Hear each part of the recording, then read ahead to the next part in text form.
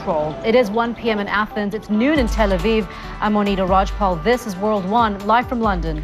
Reports from Syria say anti-government rebels have been fighting regime troops inside a key military building in Damascus. It came after 2 explosions struck the compound earlier this morning. Syrian state-run TV says the target was the Joint Chiefs of Staff building. The information minister says no one was hurt in the bomb blasts. The Greek coalition government of Prime Minister Antonis Samaras is facing its first major opposition on the streets, an all-day strike against the austerity policy. The nation's 2 biggest unions, representing about half the workforce, called for the 24-hour walkout. Police officers are in position across Athens to try to contain any trouble. Alinda Lapropoulou joins us now live from Athens with more. Alinda, how's it looking right now?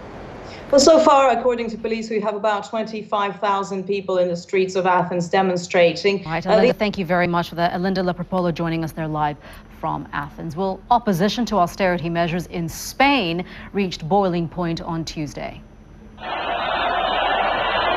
Separately, the Iranian state-run television channel Press TV says one of its correspondents has been killed in Damascus by sniper fire. CNN's Nick Payton-Walsh is monitoring developments from neighboring Lebanon. He joins us now live from Beirut. Nick.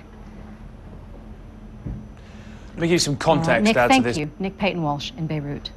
You're watching World One live from London. At the UN, they are getting ready for the president of Iran to civil war in Syria, and fears of a nuclear-armed Iran were both top concerns for world leaders meeting at the United Nations 67th Annual General Assembly in New York. China and Japan also spoke to try to defuse a dispute that's recently becoming extremely heated, but both sides are digging their heels in over the ownership of the islands called Senkaku in Japan and Diaoyu in China. Well, foreign ministers held talks on the sidelines of the General Assembly. Both China and Japan continue to claim ownership of these islands. Obama warned the leaders of both Syria and Iran, going back to that now, saying that they are fighting a losing battle against a tide of democratic change. But as Jill Doherty explains, Mr. Obama had another message to get across with the U.S. presidential election just weeks away.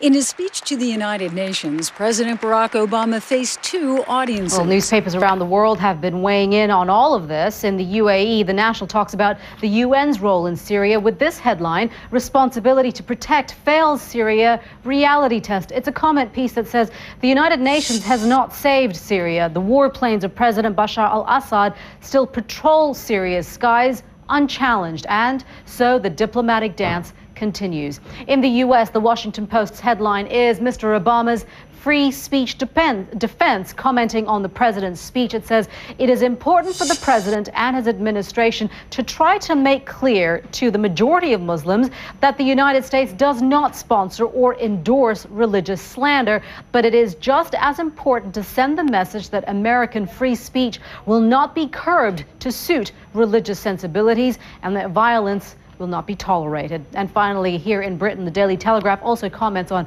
Mr. Obama's speech with this headline: a feel-good speech that fails to provide answers. It goes on to say, and so often with Mr. Obama's speeches, when the warmth and feel-good glow wears off, the audience is left to wonder what exactly underpins all this idealism beyond the broad appeals for everyone to Welcome back. Along. As we mentioned earlier, Iran's President Mahmoud Ahmadinejad is due to speak at the UN today, with world leaders waiting to hear if he discusses his country's controversial nuclear program. Israel has been one of the loudest critics of Iran's nuclear ambitions, with some in Israel convinced a nuclear attack is inevitable. But is there a double standard? CNN's Sarah Seidner has been investigating. She joins us now live from Jerusalem. What did you find, Sarah? Right, Sarah, thank you. Sarah Seidner there in Jerusalem. Former News of the World editors Rebecca Brooks and Andy Coulson are back in court in London today over charges related to Britain's phone hacking scandal. To many South Africans, he is the man who dared to stand up to the president, and his supporters say he's now paying the price. Julius Malema has just left court after being charged with money laundering. His backers claim the case against him is politically motivated. Malema scoffed at the charges. He told his supporters at the court he would, quote, continue the struggle for economic freedom. And Kapile Mbuse is outside Polokwane Regional Court and joins us now with more on that. And Kapile. Well, Monita, by South African standards, the crowd that came out here to support Julius Malema was not... Thank you.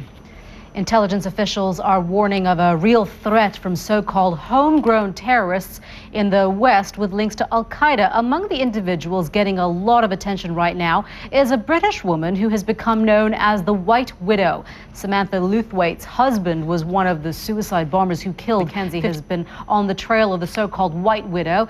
And David joins us now live from Nairobi, Kenya. David. Well, Monita, the rumours are certainly far outweighing the facts in this case often. David, thank you. David Mackenzie in Nairobi. And we'll be right back here on CNN. Welcome back. They are Germany's most successful football club, and Bayern Munich's players have continued their strong start to the new season. Alex Thomas is here with that story and the day's other sports headlines. Yeah, Monita, believe it or not, it's been more than 2 years since Bayern Munich were last crowned German football champions, an eternity for the country's most successful ever team. Maybe tomorrow. You'll share it in your World Sports Show as well. Yes. All right, Alex, thank you very much. And we'll be right back with much more World One. Stay with us. Welcome back. Let's show you something a little bit different right now, shall we? Here's a riddle for you. What do you get when you cross a brown dog with black pepper? This.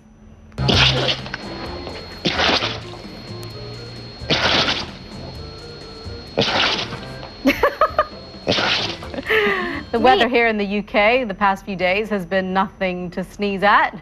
Are we finally seeing the end of the wind and rain, Mari? Doesn't look like it when we're outside.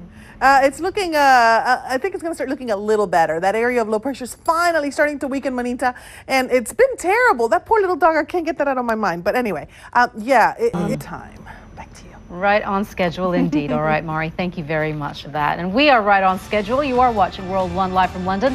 I'm Monita Rajpal. Thank you for joining us. We'll update you the news headlines in just a couple of minutes right here on CNN.